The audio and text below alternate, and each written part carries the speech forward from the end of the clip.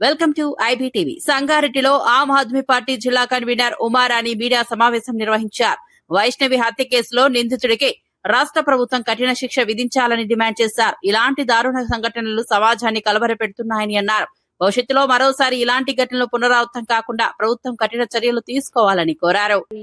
అతి దారుణంగా కొట్టి మరి ఘోరంగా పొడిచి చంపేశాడు.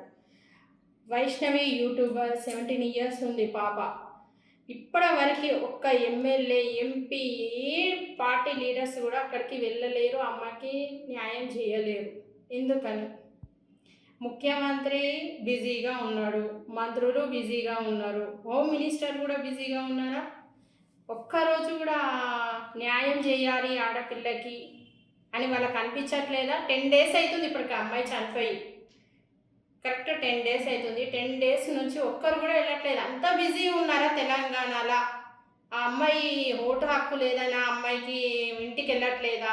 13 మంది అన్నలు ఉన్నారు.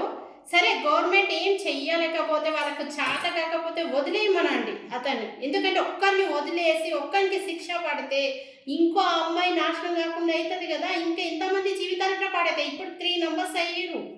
ఒక్కరికి శిక్ష పడి వాని కాలు చేతి కొట్టో, లేకపోతే వాడిని వదిలేసి పబ్లిక్లో వదిలేస్తే, వాళ్ళ అన్నలకు వదిలేసినా కూడా చంపేసేవాళ్ళు కదా. చంపేస్తే ఇంకోనికి భయం వేసేది, ఇంకో ఆడపిల్లని చంపలేము మేము, అవసరం లేదు, మాకు శిక్ష పడుతుంది, మాకు ఇలా అవుతుంది అని భయపడి వాళ్ళు ఇంకోరిని చంపరు, ఇంకోరు జోలికి కూడా పోరు.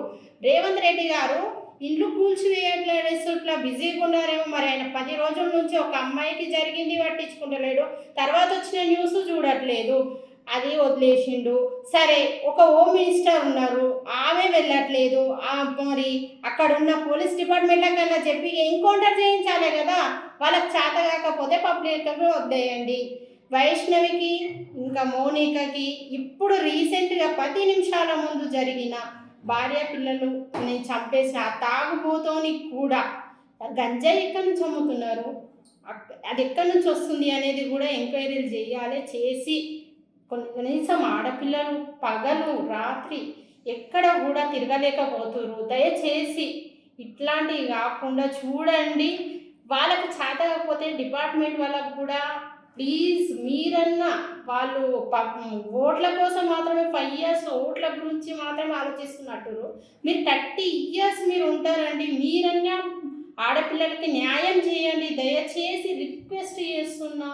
వైష్ణవిని చంపిన హరిబాబుకి, వాళ్ళ అమ్మకి, వాళ్ళ 2 అన్నలకి ఖచ్చితంగా వాళ్ళను ఎన్కౌంటర్ చేసేయండి.